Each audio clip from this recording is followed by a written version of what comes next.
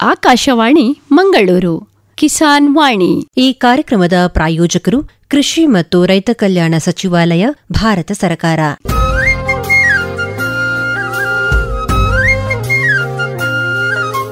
ಕಿಸಾನ್ ವಾಣಿ, ಕಿಸಾನ್ ವಾಣಿ, ಜೈ ಕಿಸಾನ್, ಜೈ ಕಿಸಾನ್, ಜೈ ಕಿಸಾನ್, ಕಿಸಾನ್ ವಾಣಿ. प्रधानमंत्री किसान मान धन योजना, मिलेगा पेंशन का सहारा, कृषक ना होगा बेसहारा, जुड़ेगा खुशियों से नाता, कटेगा सुख से बुढ़ापा, सुरक्षित होगा अन्नदाता, सुरक्षित होगा अन्नदाता। प्रधानमंत्री किसान मान धन योजना से लघु सीमांत किसानों का भविष्य होगा सुरक्षित और 60 वर्ष की आयु से 3,000 रूपए मासिक पेंशन होगी सुनिश्चित। 55 रूपए से 200 रूपए की मासिक किश्त देकर प्रवेश कर सकते हैं। 18 से 40 वर्ष तक के किसान इस अंशदायक योजना में सरकार देगी बराबर का योगदान। सभी किसान भाई बहन इस योजना के लाभ के लिए जन सेवा केंद्र में जाएं और अपना निःशुल्क नामांकन कराएं। प्रधानमंत्री किसान मान धन योजना, अन्नदाता के परिश्रम को संबल, पेंशन से सुरक्षित उनका कर। कृषि एवं किसान कल्याण मंत्रालय, भारत सरकार द्वारा जनहित में जारी. ರೈತರ ಸಾಮಾಜಿಕ ಆರ್ಥಿಕ ಸ್ಥಿತಿಯನ್ನು ಬದಲಾಯಿಸುವ ಸಾಮರ್ಥ್ಯ ಪಾಮ್ ಮರಗಳಿಗೆ ಇವೆ. ಯಾವುದೇ ಸಸ್ಯಜನ್ಯ ಎಣ್ಣೆಗಿಂತ ಈ ಪಾಮ್ ಹಣ್ಣು ಪ್ರತಿ ಎಕರೆಗೆ ಹೆಚ್ಚು ಉತ್ಪಾದನೆ ಕೊಡುತ್ತದೆ. ಈ ಪಾಮ್ ಹಣ್ಣುಗಳು ಬೇರೆ ಸಸ್ಯಜನ್ಯ ಹಣ್ಣುಗಳಿಗಿಂತ 10 ಪಟ್ಟು ಹೆಚ್ಚು ಇಳುವರಿಯನ್ನು ಕೊಡುತ್ತದೆ. ಬೇರೆ ಬೆಳೆಗಿಂತ 10 ಪಟ್ಟು ಹೆಚ್ಚು ಸಂಪಾದನೆ ಮಾಡಬಹುದು. ಅಂತರ ಬೆಳೆ ಬೆಳೆದು ರೈತರು ತಮ್ಮ ಆದಾಯವನ್ನ ದುಪ್ಪಟ್ಟು ಮಾಡುತ್ತಿದ್ದಾರೆ. ಕರ್ನಾಟಕದ ಬೆಳಗಿ ಗ್ರಾಮದ ಬೀರಪ್ಪ ಅನ್ನೋ ರೈತ ಈ ಪಾಮ್ ಮರದ ಆರ್ಥಿಕ ನಿರೀಕ್ಷೆಯಿಂದ ಈ ಪಾಮ್ ಕೃಷಿ ಶುರು ಮಾಡಿದ್ದಾರೆ. ನಾನೀಗ 17 ವರ್ಷ ಬೆಳೆಯಾಕತ್ತೀನಲ್ಲ, ಈ ಬೆಳೆ ಹಚ್ಚುಕಿಂತ ಪೂರ್ವದಲ್ಲೇ ಆಜುಬಾಜು ರೈತರು ನನಗೆ ಇದೊಂದು ಸ್ವಲ್ಪ ಯಾಕೋ ನೀವು ಮುಳ್ಳಿನ ಗಿಡ ಹಚ್ಚಬೇಡ, ಇದು ಭಾಳ ನಿನಗೆ ಇದು ಆಕತಿ ಲಾಭದಾಯಕ ಅನಿಸೋದಿಲ್ಲ ಅಂತ ತಿಳ್ಕೊಂಡು ಹೇಳಿದ್ರು. ಆದರೂ ನನಗೆ ತೋಟಗಾರಿಕೆ ಇಲಾಖೆಯವರು ಬಂದು ಇಲ್ಲ ನೀವು ಬೆಳೆದು ನೋಡ್ರಿ, ಇದು ಲಾಭ ಅಲಿಕ ನಮ್ಮನ್ನು ಕೇಳ್ರಿ ಅಂತೇಳಿ ಚಾಲೆಂಜ್ ಮಾಡಿದ್ರು ಅವರು. ನಾನು ಅವ್ರು ಹೇಳಿದ ಪ್ರಕಾರ ಚಲೋ ಇಳುವರಿ ತೆಗಿಯೋಕೆ ಪ್ರಯತ್ನ ಮಾಡಿದ್ನಿ. 3 ವರ್ಷದಿಂದ ನನಗೆ ಬೆಳೆ ಸ್ಟಾರ್ಟ್ ಆಯ್ತು ಕಟಾವು ಮಾಡೋಕೆ ಹಣ್ಣು. ಇವತ್ತಿನ ನಾನು 15 ದಿವಸಕ್ಕೊಮ್ಮೆ ಕಟಾವು ಮಾಡೋದು ನಿಲ್ಲಿಸಿಲ್ಲ. ನನಗೆ ಭಾಳ ಇದು ಕಬ್ಬಿನಕ್ಕಿಂತ ಲಾಭದಾಯಕ ಅನಿಸುತ್ತೆ ಅನ್ನೋದ್ರಿಂದ ಇದು ಚಲೋ ಬೆಳೆ ಆಗೈತೆ ನನಗಿದು. ಇದು ನನ್ನ ನೋಡಿನೂ ಇನ್ನೂ ಸಾಕಷ್ಟು ಜನನು ಹಚ್ಚಾರ ಈಗ ರೈತರು ಆಜುಬಾಜು ಎಲ್ಲ. ಈಗ ನನಗೆ ಬ್ಯಾಡ ಅಂದ್ರೆ ರೈತರು ಇಳುವರಿ ಚಲೋ ಬರೋದ್ರಿಂದ ಒಳ್ಳೆ ಲಾಭದಾಯಕ ಬೆಳೆ ಅನಿಸೈತಿ. ಹೀಗಾಗಿ ಎಲ್ಲ ರೈತರು ಇದನ್ನು ಬೆಳೆಯೋಕೆ ಏನು ಅಡ್ಡಿ ಇಲ್ಲ ಅಂತೇಳಿ ನನ್ನ ಅಭಿಪ್ರಾಯ. National mission on edible oils, oil palm, NMEO OP ಈ ಕಾರ್ಯಕ್ರಮದ ಅಡಿಯಲ್ಲಿ ರೈತರಿಗೆ ಆರ್ಥಿಕ ಹಾಗೂ ತಾಂತ್ರಿಕ ನೆರವನ್ನ ಕೊಡಲಾಗುತ್ತಿದೆ. ಪಾಮ್ ಮರ, ಅಂತರ ಬೆಳೆ, ಹನಿ ನೀರಾವರಿ, ಡೀಸೆಲ್, ವಿದ್ಯುತ್, ಸೌರ ಪಂಪ್ಸೆಟ್, ಕೊಳವೆ ಬಾವಿ, ಕೊಯ್ಲು ಉಪಕರಣಗಳು, ಹಳೆಯ ಮರಗಳನ್ನು ಮತ್ತೆ ನೆಡುವುದು, ಇದಕ್ಕೆಲ್ಲ ರೈತರಿಗೆ ಸಬ್ಸಿಡಿ ಅಂದರೆ ಸಹಾಯಧನ ಕೊಡಲಾಗುತ್ತಿದೆ. ಎರೆಹುಳ ಸಾಗಣೆ ಘಟಕ ಮತ್ತು ಅದರ ಯಂತ್ರೋಪಕರಣಗಳಿಗೆ ಆರ್ಥಿಕ ನೆರವು ನೀಡಲಾಗುತ್ತಿದೆ. ಈ ಕಾರ್ಯಕ್ರಮದ ಅಡಿಯಲ್ಲಿ ರೈತರಿಗೆ 1 ರಿಂದ 5 ಲಕ್ಷ ರೂಪಾಯಿಗಳು ಸಹಾಯಧನವನ್ನು ಕೊಡಲಾಗುತ್ತದೆ. ಭಾರತ ಸರ್ಕಾರ ಎಣ್ಣೆ ತಾಳೆ ಸಸಿಗಳಿಗೆ ರೂಪಾಯಿ 20,000ರಿಂದ 29,000ವರೆಗೆ ಪ್ರತಿ ಹೆಕ್ಟರ್ಗೆ ಸಹಾಯಧನ ನೀಡಲಾಗುತ್ತಿದೆ. ಅಂತರ ಬೆಳೆ ಹಾಗೂ ಬೆಳೆಯ ನಿರ್ವಹಣೆಗೆ ಸಂಬಂಧಪಟ್ಟಂತೆ ಪ್ರತಿ ಹೆಕ್ಟರ್ಗೆ 42,000 ಸಹಾಯಧನವನ್ನು ನೀಡಲಾಗುತ್ತಿದೆ. ಜೊತೆಗೆ ಹನಿ ನೀರಾವರಿ ಅಳವಡಿಕೆಗೂ ಸಹ ಸಹಾಯಧನ ನೀಡಲಾಗುತ್ತಿದೆ. ಒಟ್ಟು ಪ್ರತಿ ಹೆಕ್ಟರ್ಗೆ 30,000 ಒಂದು ಸಹಾಯಧನ ನೀಡಲಾಗುತ್ತದೆ. ಜೊತೆಗೆ ಬೆಳೆ ಕಟಾವು ಯಂತ್ರ ಹಾಗೂ ಟ್ರ್ಯಾಕ್ಟರ್ ಟ್ರಾಲಿಗೂ ಸಹಿತ ಒಂದು ಸಹಾಯಧನ ನೀಡುವಂಥ ಒಂದು ಯೋಜನೆ ಈ ಒಂದು ತಾಳೆ ಬೆಳೆ ಯೋಜನೆಯಲ್ಲಿದೆ. ಪಾಮ್ ಕೃಷಿ ನಮ್ಮ ದೇಶದ ರೈತರಿಗೆ ಒಂದು ವರವಾಗಿದೆ. ರೈತರು ಆರ್ಥಿಕ ಸ್ವಾವಲಂಬನೆ ಮತ್ತು ಸಮೃದ್ಧಿಯನ್ನು ಪಾಮ್ ಕೃಷಿಗಾರಿಕೆಯಿಂದ ಪಡೆಯಬಹುದು.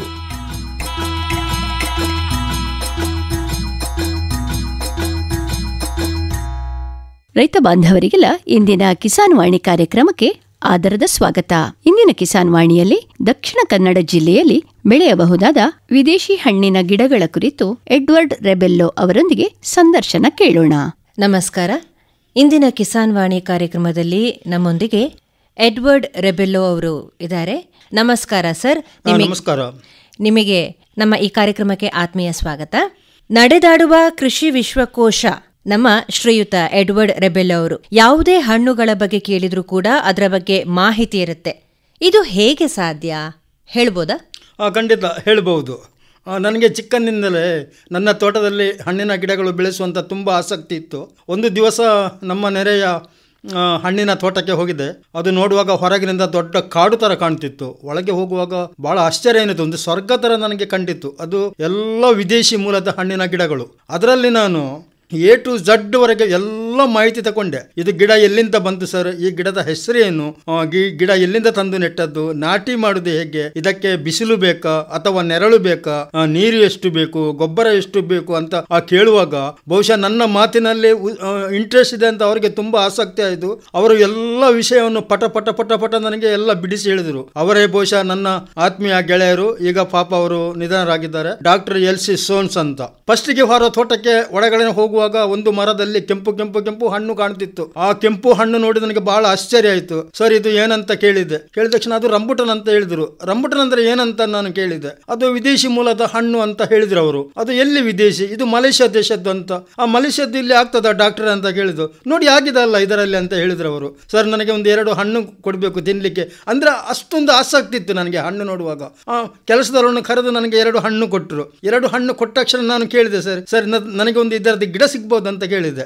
ಅವರು ನನಗೆ ಆಯ್ತು ಗಿಡ ಕೊಡ್ತೇನೆ, ನೋಡಿ ಈಗ ಲ್ಯಾರಿಂಗ್ ಮಾಡಿದ್ದೇವೆ ಅಂದ್ರೆ ಗೂಟಿ ಕಸಿ ಕಟ್ಟಿದ್ದೇವೆ, ಸೆಪ್ಟೆಂಬರ್ ಎಂಡಿಗೆ ನಿಮಗೆ ನಾನು ಗಿಡ ಕೊಡ್ತೇನೆ ಅಂತ ಹೇಳಿದರು. ಈಗ ಬೇರು ಬರ್ತಾ ಉಂಟು, ಅದು ಕಟ್ ಮಾಡಿ ಪ್ಯಾಕೆಟ್ಗೆ ಹಾಕಬೇಕು, 1 ತಿಂಗಳು ಸೆಟ್ ಆಗಬೇಕು, ಆಮೇಲೆ ನಿಮಗೆ ಗಿಡ ಕೊಡ್ತೇನೆ. 1 ತಿಂಗಳು ಆದ ನಂತರ ಸೆಪ್ಟೆಂಬರ್ ಎಂಡಿಗೆ ಬಂದು ಅಂತ ಹೇಳಿದ್ರು. ಆ ಟೈಮಲ್ಲಿ ಮೊಬೈಲ್ ಎಲ್ಲ ಫೋನ್ಗಳು ಇರಲಿಲ್ಲ ನನಗೆ. ನಾನು ಸೆಪ್ಟೆಂಬರ್ ಯಾವಾಗ ಬರ್ತದೆ ಅಂತ ಕಾಯ್ತಾ ದಿವಸ ಆಗಲಿ ತಾರೀಕು ನೋಡುದು ಯಾವಾಗ, ಅಷ್ಟು ಆಸಕ್ತಿ ನನಗೆ ಆ ಗಿಡ ನನ್ನ ಕೈಗೆ ಸಿಕ್ಕಬೇಕಂತ. ಸೆಪ್ಟೆಂಬರ್ ಎಂಡ್ ಬಂತು, ನಾನು ಗಿಡ ಸಿಗ್ತದ ಸಿಗುದಿಲ್ವಾ ಅವರಿಗೆ ನೆನಪುಂಟಾ ಇಲ್ವಾ ಅಂತ ನನಗೆ ಗೊತ್ತಿಲ್ಲ. ನಾನು ಸೀದಾ ಹೋದೆ. ಮೂಡುಬಿದ್ರೆಯಿಂದ ನಮ್ಮ ಮನೆಯಿಂದ ಅವರ ತೋಟಕ್ಕೆ ಹೋಗಲಿಕ್ಕೆ ಸಾಧಾರಣ 12 ಕಿಲೋಮೀಟರ್ ಆಗ್ತದೆ. ಹೋದೆ ಅಲ್ಲಿಗೆ ಹೋಗುವಾಗ ಅವರ ತಂದೆ ಸಿಕ್ಕಿದ್ರು. ಅವರ ತಂದೆ ಒಂದು ಮರದ ಬುಡದಲ್ಲಿ ಕಾಳು ಮೆಣಸಿನ ಗಿಡ ಹತ್ರ ಮಾತಾಡ್ತಾ ಇತ್ತು. ನನಗೆ ಅದೇ ಬೇಕಿತ್ತು. ನಾನು ಅವರ ಹತ್ರ ಮಾತಾಡುವಾಗ ನನಗೆ ಯಾಕೆ ಬಂದ್ರಿ ಅಂತ ಕೇಳಿದ್ರು.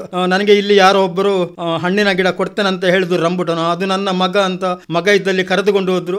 ಮತ್ತೆ ಅವರು ಕುತ್ಕೊಳ್ಳಿ ಒಳ್ಳೆ ಮಾತಾಡಿದರು. ಮತ್ತೆ ಕೆಲಸದವರನ್ನು ಕರೆದು ನನಗೆ ಗಿಡ ಕೊಟ್ಟರು. ಇದು ಯಾವಾಗ 1984 ಇಸ್ವಿಯಲ್ಲಿ ಅವರಿಗೆ ಮಲೇಷ್ಯಾದಿಂದ ಬಂದ ಗಿಡದಲ್ಲಿ ಫಸ್ಟ್ ಕಸಿ ಮಾಡಿ ಫಸ್ಟ್ ಗಿಡ ಸಿಕ್ಕಿದ್ದು ನನಗೆ. ನಾನು ಇದು ಹೇಗೆ ನಾಟಿ ಮಾಡುದಂತ ಸರ್ ಅಂತ ಕೇಳಿದೆ ಅವರ ಹತ್ರ. ಕೇಳುವಾಗ ಅವರು ಹೇಳಿದ್ರು, ನಿಮ್ದು ಯಾವ ತರ ಜಾಗ, ನಮ್ದು ಗುಡ್ಡೆ ಜಾಗ ಅಂತ ಹೇಳಿದೆ. ಅದಕ್ಕೆ ಅವರು ಹೇಳಿದ್ರು, ದೊಡ್ಡ ಒಂದು 4 ಅಡಿ ಹೊಂಡ ಮಾಡಿ, 4 ಅಗಲ ಹೊಂಡ ಮಾಡಿ, ಮಣ್ಣನ್ನು ಲೂಸ್ ಮಾಡಿ, ಕಾಡು ಮಣ್ಣು ತುಂಬಿಸಿ ಆ ಗಿಡ ನಾಟಿ ಮಾಡಿ, ಅದಕ್ಕೆ ಬುಡದಲ್ಲಿ ಸುತ್ತ ತೇವಾಂಶ ಉಳಿಲಿಕ್ಕೆ ಮಲ್ಚಿಂಗ್ ಮಾಡಿ, ಸ್ವಲ್ಪ 1 ವಾರ ನೆರಳು ಕೊಡಿ. ಯಾಕೆಂದ್ರೆ ಹೊಸದು ಗಿಡ ಅದು. ನಮ್ಮ ಮನೆಯಿಂದ ತೋಟಕ್ಕೆ ಸಾಧಾರಣ 1 ಕಿಲೋಮೀಟರ್ ದೂರ ಉಂಟು. ಅಲ್ಲಿಂದ ನಾನು ಕೊಡಪಾನದಿಂದ ದಿವಸಕ್ಕೆ 2 ಸಲ ನೀರು ಹಾಕಿದ್ದೆ. ಯಾಕೆ ಅಂದ್ರೆ ಇದು ಮಲೇಷ್ಯಾದ ಗಿಡ ಅಂತ ನನಗೆ ಅಷ್ಟೊಂದು ಸಂತೋಷ. ದಿವಸಕ್ಕೆ 2 ಸಲ, ಬೆಳಿಗ್ಗೆ ಒಂದು ಸಾಯಂಕಾಲ ನೀರು ಹಾಕಿ 15 ದಿವಸ ನೀರು ಕೊಟ್ಟೆ. ಒಳ್ಳೆ ಚಿಗುರಿ ಗಿಡ ಬಂತು. ಸೆಕೆಂಡ್ ಇಯರ್ ಅದರಲ್ಲಿ ಹೂ ಬಂತು. 3ನೇ ವರ್ಷ ಫಸ್ಟ್ ಫಸಲ್ ಬರುವಾಗ ನನಗೆ 2 kg ಹಣ್ಣು ಸಿಕ್ಕಿತ್ತು. ಬಹುಶಃ ನನಗೆ ಎಷ್ಟು ಸಂತೋಷ ಅಂದ್ರೆ ಒಂದು ಮಲೇಷ್ಯಾ ದೇಶದ ಹಣ್ಣಿನ ಗಿಡ ನನ್ನ ತೋಟದಲ್ಲಿ ಬಂತು, ಹಣ್ಣು ಆಯ್ತು ಅಂತ ಆವಾಗಿನಿಂದ ನನಗೆ ಆಸಕ್ತಿ ಸ್ಟಾರ್ಟ್ ಆಯಿತು. ಮತ್ತೆ ನಾನು ಪುನಃ ಅವರ ತೋಟಕ್ಕೆಲ್ಲ ಹೋಗಿ ಎಲ್ಲ ಅವರ ಪರ್ಮಿಷನ್ ಕೇಳಿದೆ. ಸರ್ ನಮಗೆ ನಿಮ್ದೆಲ್ಲ ತೋಟ ಸುತ್ತಾಡಿಸಬೇಕು ಸರ್, ತೋಟ ನೋಡಬೇಕು, ತುಂಬಾ ಹಣ್ಣಿನ ಗಿಡಗಳು ಆಯ್ತು ಅಂದ್ರೆ ನೇರವಾಗಿ ಅವರೇ ಬಂದ್ರು ಎಲ್ಲ ಗಿಡಗಳ ಮಾಹಿತಿ ಕೊಟ್ಟರು. ನೋಡಿ ಇದು ಮ್ಯಾಂಗೋಸ್ಟೀನು, ಇದು ಮ್ಯಾಂಗೋಸ್ಟೀನ್ ಹಣ್ಣು ಅಂತ ತೋರಿಸಿದ್ರು. ಆವಾಗ ಅದರಲ್ಲಿ ಹಣ್ಣು ಇತ್ತು, ಬಹಳ ಚಂದ ಹಣ್ಣು, ಕೆಂಪು ಹಣ್ಣನ್ನು ತೆಗೆದು ತಿನ್ಲಿಕ್ಕೆ ಕೊಟ್ಟರು. ವಿಶೇಷ ರುಚಿ, ಭಯಂಕರ ಸಿಹಿ ಹಣ್ಣು ಅದು. ಪುನರ್ಪುಲಿ ಜಾತಿಗೆ ಸೇರಿದ ಹಣ್ಣು. ಗಿಡ ಉಂಟಾ ಸರ್? ಗಿಡ ಉಂಟು, ರೆಡಿ ಉಂಟು ಅಂತ ಹೇಳಿದ್ರು. ಗಿಡ ತಗೊಂಡು ಬಂದೆ. ಆಮೇಲೆ ವಾರಕ್ಕೆ ಒಂದೊಂದು ಗಿಡ ತಂದು ನಾನು 13 ಗಿಡ ನನ್ನ ತೋಟದಲ್ಲಿ ನೆಟ್ಟಿದ್ದೇನೆ. ಈಗ ಭರ್ಜರಿ ಇಳುವರಿ ಕೊಡ್ತಾ ಉಂಟು. ಆನಂತರ ಪುನಃ ಒಂದು ಮರದ ಬುಡದಲ್ಲಿ ಕರೆದುಕೊಂಡು ಹೋದ್ರು. ಇದು ಅಬಿಯು ಅಂತ ಹಣ್ಣು, ಮೆಕ್ಸಿಕೋ ದೇಶದ ಹಣ್ಣು. ವರ್ಷಕ್ಕೊಂದು 2 ಸಲ ಹಣ್ಣು ಬರ್ತದೆ.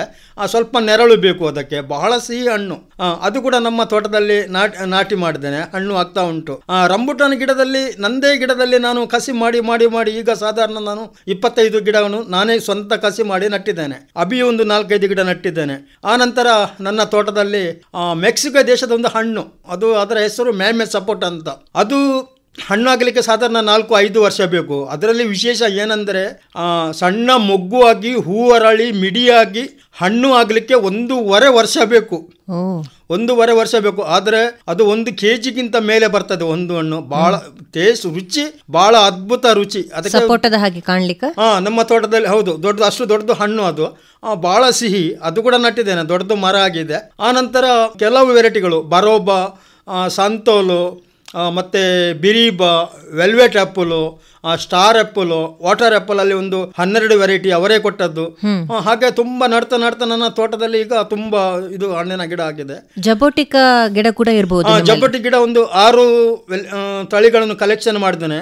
ಅದು ಎಲ್ಲರೂ ರೈತರು ಸ್ವಲ್ಪ ಜಾಗ ಇದ್ದರು ನಡ್ಬೋದಂತಾನೆ ಗಿಡ. ಅದು ದೊಡ್ಡ ಕುಂಡದಲ್ಲಿ ಕೂಡ ಬೆಳೆಸಬಹುದು. ಸಾಧಾರಣ 4 ವರ್ಷದಲ್ಲಿ ಫಸಲು ಬರ್ತದೆ. ಅದರಲ್ಲಿ ತುಂಬಾ ತಳಿಗಳು ಉಂಟು. ಸಾಧಾರಣ ಒಂದು 20-25 ತಳಿಗಳು ಉಂಟು. ನಾನೊಂದು 8 ತಳಿ ಕಲೆಕ್ಷನ್ ಮಾಡಿದ್ದೆ. ಅದರಲ್ಲಿ ಒಂದು ಸಬರ ಅಂತ, ಸಬರ ಬಹಳ ಒಳ್ಳೆ ರುಚಿ, ಕಪ್ಪು ಹಣ್ಣು, ದ್ರಾಕ್ಷಿ ಶೇಪ್ ಬರ್ತದೆ, ಕಾಂಡದಿಂದ ಮೇಲೆವರೆಗೆ ತುಂಬಾ ಹಿಡಿತದೆ. ಮತ್ತೆ ಇನ್ನೊಂದು ವೆರೈಟಿ ಎಸ್ಕರ್ಲೆಟ್ ಅಂತ. ಈ 2 ವೆರೈಟಿ ನನ್ನ ಈಗ ಆಗ್ಲಿಕ್ಕೆ ಶುರು ಆಗಿದೆ. ಎಸ್ಕರ್ಲೆಟ್ ಸ್ವಲ್ಪ ದೊಡ್ಡ ಹಣ್ಣು, ಒಳಗಡೆ ಕೆಂಪು. ಹಾಗೆ ನಡ್ತಾ ಹೋಗುವಾಗ ತುಂಬಾ ಜನರು ವಿದೇಶಿ ಹಣ್ಣು, ನಾನು ಮಾರುಕಟ್ಟೆಗೆ ಎಲ್ಲ ಹೋಗುವಾಗ ಕೆಲವರು ನಮ್ಮ ತೋಟಕ್ಕೆ ಬರ್ಲಿಕ್ಕೆ ಶುರು ಆದ್ರು. ನನಗೆ 1 kg ಕೊಡಿ, 2 kg ಕೊಡಿ. ಹಣ್ಣಿನ ರುಚಿ ನೋಡಿ ಅವರು ಕೇಳಲಿಕ್ಕೆ ಸ್ಟಾರ್ಟ್ ಮಾಡಿದರು. ನಾನು ಅವರಿಗೆ ಕೊಡುವಾಗ ಮಾರ್ಕೆಟ್ ಹಾಳು ಆಗ್ಬಾರ್ದಂತ ಗುಣಮಟ್ಟದ ಹಣ್ಣುಗಳು, ಒಳ್ಳೆ ಆಕಾರ ಇರುವಂತದ್ದು ಅಂತದ್ದು ಹಣ್ಣುಗಳು ನಾನು ಅವರಿಗೆ ಕೊಡ್ತಿದ್ದೆ. ಹಾಗೆ ನನಗೆ ಅದು ಆಟೋಮೆಟಿಕ್ ಆಗಿ ಮಾರ್ಕೆಟ್ ಆಯಿತು. ಮತ್ತೆ ಕೂಡ ಅಷ್ಟೇ, ಕೆಲವರು ಅದರ ಗಿಡ ಮಾಡಿ ಕೊಡ್ತೀರಾ ಅಂತ ಕೇಳಲಿಕ್ಕೆ ಶುರು ಮಾಡಿದರು. ಹಾಗೆ ಕೆಲವರಿಗೆ ನಾನು ಅದರ ಗಿಡ ಮಾಡಿ ಕೊಡಲಿಕ್ಕೆ ಸ್ಟಾರ್ಟ್ ಮಾಡಿದ್ದೇನೆ.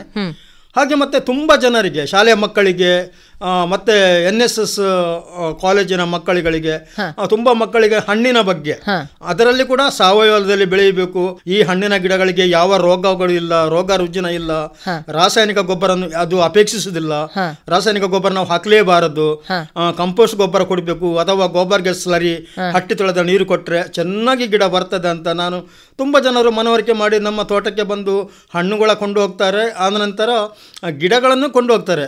ನನಗೆ ಒಂದು ತುಂಬಾ ಸಂತೋಷ ಏನಂದ್ರೆ, ನನ್ನಲ್ಲಿ ಬಂದು ಮಾತು ಕೇಳಿ ಅವರು ಗಿಡ ತೆಕ್ಕೊಂಡು ಹೋಗ್ತಾರಲ್ಲ, ಪುನಃ ಅವರು ಗಿಡ ನಡ್ತಾರಲ್ಲ, ಅದು ಒಂದು ಸಂತೋಷ. ನನ್ನ ಕೆಲಸ ಇದ್ದೇನೆ, ಯಾರೊಬ್ಬರು ಗಿಡ ನಟ್ರೆ ನನಗೆ ತುಂಬಾ ಸಂತೋಷ ಆಗೋದು. ನಾನು ಸುಮ್ಮನೆ ಕೂರುದಿಲ್ಲ, ಕೆಲಸ ಮಾಡ್ತಾ ಇರುವಾಗ ಏನಾದ್ರು ಸಿಕ್ಕಿದ್ರೆ ನಾನು ಅವರ ಹತ್ರ ಈ ಹಣ್ಣಿನ ಗಿಡಗಳ ವಿಷಯ ಬಗ್ಗೆನೇ ಮಾತಾಡುದು. ನೋಡಿ ಮಾರ್ರೆ, ನಿಮ್ಗೆ ಸ್ವಲ್ಪ ಜಾಗ ಉಂಟಲ್ಲ, ಇಲ್ಲಿ ಸ್ವಲ್ಪ ಹಣ್ಣಿನ ಗಿಡ ನೆಡಿ, ಅಲ್ಲಿ ಸ್ವಲ್ಪ ಹಣ್ಣಿನ ಗಿಡ ನೆಡಿ, ಏನು ಅಷ್ಟು ಕಷ್ಟ ಇಲ್ಲ, ಸ್ವಲ್ಪ ಕಂಪೋಸ್ಟ್ ಗೊಬ್ಬರ ಕೊಟ್ಟರೆ ಸಾಕು, ರಾಸಾಯನಿಕ ಗೊಬ್ಬರ ಬೇಡ, ಕೀಟನಾಶಕ ಬೇಡ.